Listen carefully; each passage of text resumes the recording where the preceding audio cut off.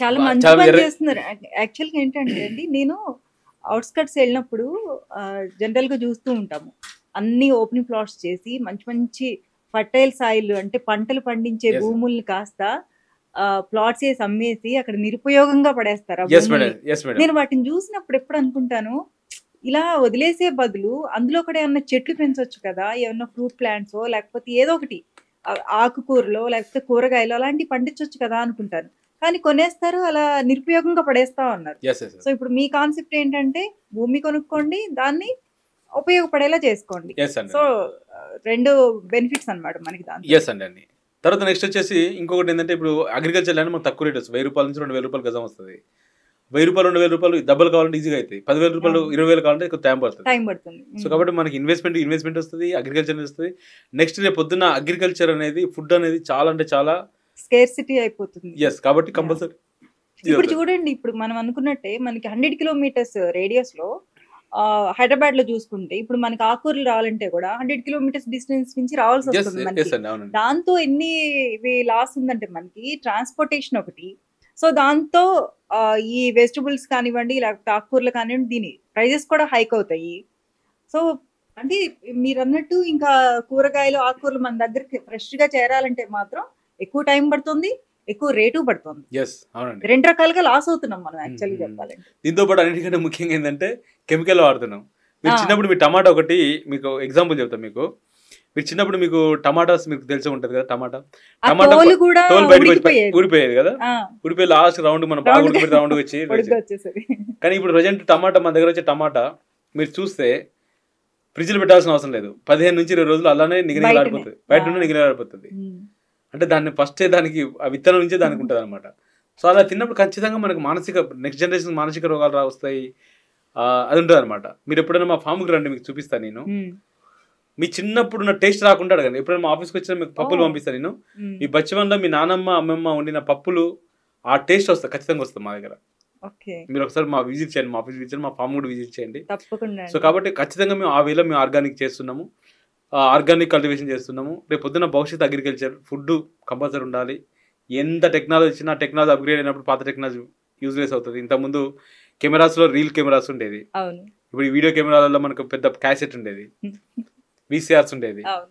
So మనం చూసినాము తర్వాత సీడీలకి వీసీఆర్ వచ్చేసింది. చూసినాము, సీడీలు చూసినాము, డీవీడీలు చూసినాము, తర్వాత పెన్ డ్రైవ్ చూసినాము, ఇవన్నీ మెమరీ కార్డు చూసినాము. ఇవన్నీ పోయినాయి ఇప్పుడు ఏం ఆడట్లేదు. సో అట్లనే రేపు పొద్దున ఈ టెక్నాలజీకి వస్తే పాత టెక్నాలజీ అప్‌గ్రేడ్ కొత్త టెక్నాలజీ అప్‌గ్రేడ్ అయినప్పుడు పాత యూజ్‌లెస్ అది. సో అట్లనే కానీ అగ్రికల్చర్‌కి అలా కాదు. ఫుడ్‌కి అలా కాదు. ఫుడ్ ఎన్నడైనా ఫుడ్డే కంపల్సరీ ఉండాలి. ఆ ఫుడ్డే మేము చేస్తున్నాం. సో కాబట్టి ఇప్పుడు నేను ఏది చెప్తున్నది ఇందాక మీ ప్రొఫెషనలిజం గురించి చెప్పినప్పుడు అవును. ఎవరైతే ఈ టైప్ ఆఫ్ ప్రమోషన్ చేసుకుంటారో హ్మ్. ఈ టైప్ ఆఫ్ ప్రమోషన్ ఎక్కువ చేసినప్పుడు శాతం ఫెయిల్ అవ్వడానికి మెయిన్ రీజన్ ఏంటంటారు? మార్కెటింగ్ పర్సన్స్ ఫెయిల్ అవ్వడానికి రీజన్ ఏంటి అసలు? ఏ విషయంలో వాళ్ళు ఫెయిల్ అవ్వడానికి స్కోప్ ఉంది? అలాంటి ఛాన్స్ వాళ్ళకి వాళ్ళే ఇచ్చుకుంటున్నారా? లేకపోతే తెలియక చేస్తున్నారా? ఏం పొరపాట్లు చేస్తున్నారు వాళ్ళు అసలు? అదే మేడం మామూలుగా ఏంటంటే ఫస్ట్ ఆఫ్ ఆల్ ఏం చేస్తున్నాం అనే అవగాహన లేకుండా చేస్తారు. హ్మ్. ఫస్ట్ అదే చెప్పాను ఇందాక చెప్పా కదా ఒక ప్లాట్ అమ్ముకుంటే డబ్బులు వస్తాయి, కమిషన్ వస్తుంది అని చేస్తారన్నమాట. వాస్తవం డబ్బులు కంపల్సరీ ఏ కంపెనీ ఇస్తుంది, మా కంపెనీ కూడా ఇస్తుంది. కానీ నిజంగా రేపొద్దున నేను నమ్మి ఒక వ్యక్తి తీసుకొచ్చి పెడుతుండు కదా, హ్మ్. అతనికి నువ్వు ప్రాపర్గా అతనికి నువ్వు న్యాయం చేయగలుగుతున్నావా, నీ కమిషన్ జెన్యూన్‌గా.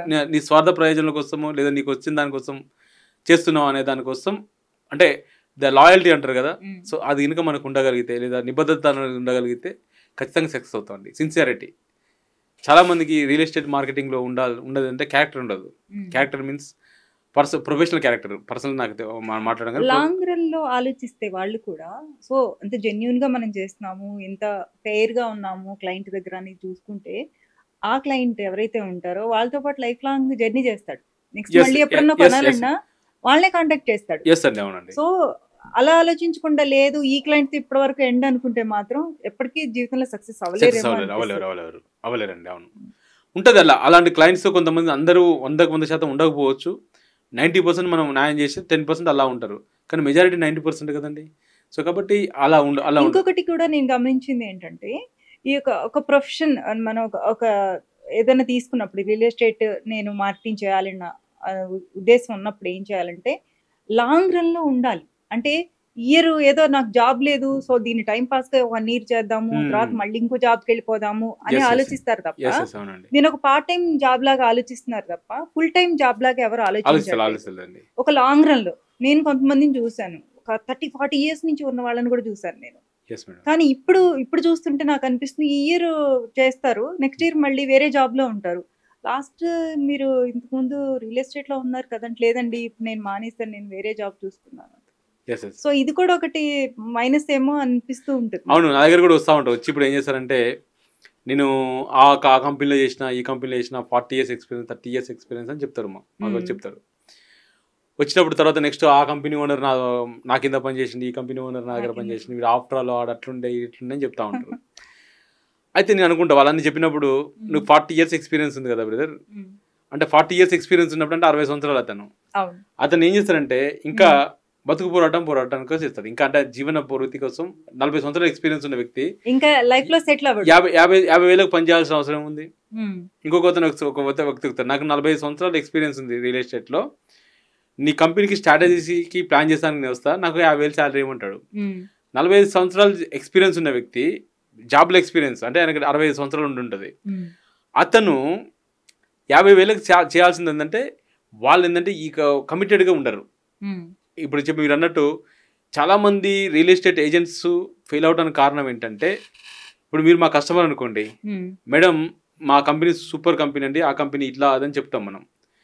చెప్పిన తర్వాత అది బాగానే ఉంటుంది, బాగానే ఉండి తర్వాత రేపు పొద్దున్న ఇంకో కంపెనీకి వెళ్తాం, ఆ కంపెనీ ఎక్కువ కమిషన్ ఇచ్చినప్పుడు ఇంకో కంపెనీకి వెళ్తాం. ఇంకో కంపెనీకి వెళ్ళి ఆ కంపెనీలో ఏం చేస్తామంటే మనం, ఇంకో కంపెనీ అదే మీ కస్టమర్ దగ్గరికి వచ్చి, మేడం ఆ కంపెనీ ఎక్స్ అనే కంపెనీ కొద్దిగా ఫ్రాడ్ కంపెనీ మేడం, అంటే దానికి నాకు నచ్చలేదు, సో దానికోసం నేను రిజైన్ చేసిన, ఈ కంపెనీ సూపర్ మేడం అంటాడు. నెక్స్ట్ ఈ కంపెనీలో సరే నమ్మి పెడతావు, ఇంకో కంపెనీ దగ్గర పోతావు, ఇంకో కంపెనీ దగ్గర వచ్చి ఆ కంపెనీకి పోతాడు, ఆ కంపెనీకి పోయి ఆ కంపెనీ గురించి కూడా ఈ కంపెనీ మంచిది కాదు, ఆ కంపెనీ మంచిదని చెప్తాడు. లాస్ట్కి కస్టమర్ ఏం చేస్తాడంటే, కంపెనీ అసెస్మెంట్ చేసి పక్కన పెట్టేస్తే కస్టమరు ఫస్ట్ నిన్ను అసెస్ చేస్తాడు. నిన్ను అసెస్ చేసి ఏమంటే, అబ్బా వీడియో దొంగలు ఉన్నారని చెప్పేసి చెప్తాడు. చాలా మంది ఏంటంటే ఒక కంపెనీలో ఆ విధంగా ఒకటేసారి ఒక కంపెనీలో ఉండకుండా రోజు మారటం. ఇలా ఏంటంటే ఎవరు బాస్ ఎవరు ఉండరు, అదే చెప్తారు, ప్రొఫెషనల్ క్యారెక్టర్ అంటారు దీన్ని. వాళ్ళు ఏం చేస్తారు, కంపెనీలు మారటం వల్ల కంపెనీలు చేసుకొని అది తప్పు ఇది తప్పు అని చెప్పడం. మా దగ్గర ఒక కంపెనీ ఉండే, ఒక పర్సన్ ఉన్నాడు, మా దగ్గర నుంచి వెళ్ళి వేరే కంపెనీ పెట్టుకున్నారు వాళ్ళు.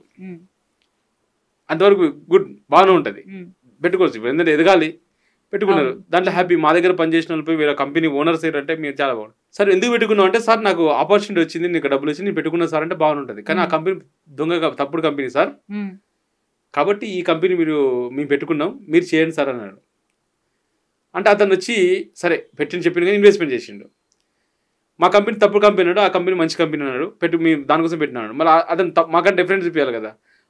అతను వచ్చి అంటాడు, ఏం సార్ మీ కంపెనీ ఇంత మంచి డెవలప్ చేస్తున్నారు, మాకు బాగా అనిపించింది, వాడు ఎట్లా నుంచి చెప్పింది సార్ అంటే, ఇక వాడిని దానికే వదిలేస్తున్నాం, మీకు మాకు తెలియదు సార్ చెప్పి. అట్లా దానివల్ల ఏంటంటే క్యారెక్టర్ అనేది మిస్ అవుతుంది. సో కాబట్టి రియల్ ఎస్టేట్లో సక్సెస్ కావాలి అన్నప్పుడు ప్రొఫెషనల్గా ఉండాలి, ప్రొఫెషనల్గా ఉండి ఒకటే కంపెనీ పట్టుకొని ఉండాలి. మంచినో చెడు ఆ కంపెనీ పట్టేసి, కొంతమంది ఒకటేసారి 4-5 కంపెనీస్ కి వర్క్ చేస్తారు, అది కూడా పెద్ద ప్రాబ్లం. ఇప్పుడు ఏం చేస్తారు, నెక్స్ట్ ఇంకోటి ఏంటంటే, ఇంకో పెద్ద ప్రాబ్లం ఏంటంటే, కస్టమర్ సపోజ్ ఒకటి మనం మార్కెట్కి వెళ్తామండి, ఒక అతను కూరగాయల వ్యాపారి టమాటాలు అమ్ముతాడు. సో బ్రదర్ మాకు బెండకాయ కావాలి అన్నప్పుడు, అన్నపోయి టమాటాలు ఉన్నాయా, బెండకాయలు ఉన్నాయంటే లేదంటే టమాటా ఉంది అంటాడు. సార్ బెండకాయలు పోయి నాకు బెండకాయలు కావాలంటే ఒక పక్క నుండి కొనుక్కోపోసారని చెప్తాడా, లేకుంటే అతను పోయి ఒక నిమిషం ఉండని చెప్పి నేను దుకాణం వదిలిపెట్టారు ఒక బెండకాయలు తెచ్చిస్తాడా, అక్కడికి వెళ్ళమని చెప్తారు కదా. సో అతనికి ఒక టమాటాలు అమ్ముకుంటే ఆయన కేజీకి ₹1-2 మిగులుతుంది, అతనే అంత కమిటెడ్గా నువ్వు పక్కనకి వెళ్ళి కొనుక్కోమంటే, ఇక రియల్ ఎస్టేట్ పర్సన్ ఏం చెప్తారంటే, లేదండి నాకు మీది బొంబాయి హైవేలో ఉంది కదా, మాకు గొట్కేసరి మా వరంగల్ కాబట్టి గట్కేసరి వరంగల్ హైవేలో కావాలి చూపియండి సార్ అంటే, దీన్ని వదిలిపెట్టి అక్కడ పోతాడు. అక్కడ నుంచి ఇక్కడ ఇది నాకు నచ్చలేదంటే షాద్ నగర్ వైపు చూడంటే షాద్ నగర్ చూపిస్తాడు, షాద్ నగర్ లేదంటే మళ్ళీ ఇంకో రోడ్డు చూపిస్తుంది, లాస్ట్కి ఇక్కడ సక్సెస్ కాడు. అంటే ఫస్ట్ ఏంటంటే, ఈ టమాటాల వ్యాపారి ఏ విధంగా అయితే తను నమ్ముకున్న టమాటాలను ఏ విధంగా అమ్ముకుంటాడో, నువ్వు నమ్ముకున్న నీ ఏరియా ఏదైతుందో ఆ ఏరియాలో అమ్ముకోవాలి తప్ప, అక్కడ ఫోకస్ చేయాలి తప్ప 10 దుక్కులు తిరగడం వల్ల లాస్ట్కి ఎటు కాకుండా ఈ టైం మళ్ళీ రాదు కదా. ఈ రోజు ఒక డేట్ ఉంది, ఈ డేట్ మళ్ళీ రాదు, ఆ టైం రాదు, ఎన్ని వస్తాయి కానీ ఈ టైం రాదు కదా. ఈ టైంని ఒక్కనే పెట్టేసుకొని ప్రాపర్గా యూటిలైజ్, అంటే ఒకటే కంపెనీ పట్టుకోవాలి, ఒక ఏరియాని డెవలప్ చేసుకుని ఒక ఏరియా చేయాలి. ఎప్పుడైతే 10 కంపెనీలు తిరుక్కుంటూ ఈ కంపెనీ మంచిది కాదు, ఆ కంపెనీ మంచిది కాదంటే ఇలా కస్టమర్లు చాలా అంటే చాలా వాళ్ళు ఇంటెలిజెంట్ ఉన్నారు కస్టమర్స్. సో కాబట్టి ఇమీడియట్గా వాళ్ళు ఏం చేస్తారంటే, మనం ఒక కంపెనీ గురించి మనం తప్పు చెప్పేటప్పుడు ఆటోమేటిక్గా వీళ్ళు ఏం చేస్తారంటే మనం తప్పుగా వీడియో తప్పుడు అని చెప్పేసి మనం దూరం అయిపోతుంది. సో కాబట్టి మార్కెటింగ్ పర్సన్స్ అందరు ఫెయిల్ అవడానికి మెయిన్ రీజన్ ఇది. సో అందుకోసం మా కంపెనీలు ఎప్పుడు మేము చెప్తా ఉంటాం, ఏమని చెప్తాం, ఎట్టి పరిస్థితుల్లో మీరు ఈ విధంగా కావద్దు, 10 కంపెనీ తిరగండి, ఒక్కసారి కంపెనీలో ఉండండి, ఒకటే ఏరియా పట్టుకోండి. కస్టమర్ చెప్పినట్టు, కస్టమర్ చెప్తే టైం పాస్ కొంతమంది ఉంటారు, నాకు ఆడ కావాలండి అని తప్పించుకోవడం కోసము. లేదు ఇలా ఏముంటుందంటే మన భారతదేశంలో మన భారతీయులందరికీ ఉంటుంది, కస్టమర్స్ ఏ విధంగా ఉంటుందంటే నా దగ్గర లేమని చెప్పలేం, లేదని చెప్తే నాకు కిరీటం పడిపోతుంది కదా. కాబట్టి ఏం చెప్తారు, నేను ఉన్నదని చెప్పేసుకొని ఇక్కడ ఇది నచ్చలేదు అది చెప్పంటే ఆడిగిపోతాడు. అది లాస్ట్కి ఒక వారం 10 రోజులు తిరిగిన తర్వాత ఆయన లాస్ట్ చేతులు ఎత్తేస్తాడు, మన టైం వేస్ట్ అవుతుంది. ఈ వారం 10 రోజులు మనకు తిరిగి రాదు. ఈ వారం 10 రోజులు మన ఫ్యామిలీ మన పిల్లల జీవితంతో ఆడుకున్నట్టు అవుతాం. సో కాబట్టి ఎట్టి బస్సులు అలా కాకుండా నీ దగ్గర ఏదైతే టమాటాలు అంటే టమాటాలు అమ్ముకో, బెండకాయలు అంటే బెండకాయలు అమ్ముకో, దగ్గర ఫామ్లైన్ అంటే ఫామ్లైన్ అమ్ముకో, డిటీసీపీ అంటే డిటీసీపీ అమ్ముకో. అంతే తప్ప నువ్వు వెళ్ళేటప్పుడే, అందుకోసం చెప్తే ఏంటంటే మీరు వచ్చేటప్పుడే మీరు క్లియర్గా ఆ కంపెనీ ఏంటి, ఆ కంపెనీ రేపు నా డ్రీమ్స్ ఫుల్ఫిల్ చేస్తా లేదా కస్టమర్స్ కష్టార్థం పెడుతున్నప్పుడు వాళ్ళు ఖచ్చితంగా చేస్తారా లేరా, వాళ్ళకున్న బ్యాక్గ్రౌండ్ ఏంటి, వాళ్ళకున్న కమిట్మెంట్స్ ఏంటి, వాళ్ళ ఓనర్స్ ఏంటి, ఎంతమంది పార్ట్నర్స్ ఉన్నారు, పార్ట్నర్స్ మధ్య అండర్స్టాండింగ్ ఏముంటుంది అని అన్నీ తెలుసుకున్న తర్వాత నా కంపెనీతో జర్నీ చేయమని చెప్తాను నేను. ఒకవేళ ఈ విధంగా జర్నీ చేస్తే ఖచ్చితంగా సక్సెస్ఫుల్ అవుతారండి. అలా కాకుండా కంపెనీని సెలెక్ట్ చేసుకోవడం అనేది మెయిన్ పాయింట్. కంపెనీ సెలెక్ట్ చేసుకుని కంపెనీ కాన్సెప్ట్ మెయిన్ చేసుకుంటే అదే మెయిన్ అండి. సో కాబట్టి అది చేయలేరు చాలా మంది.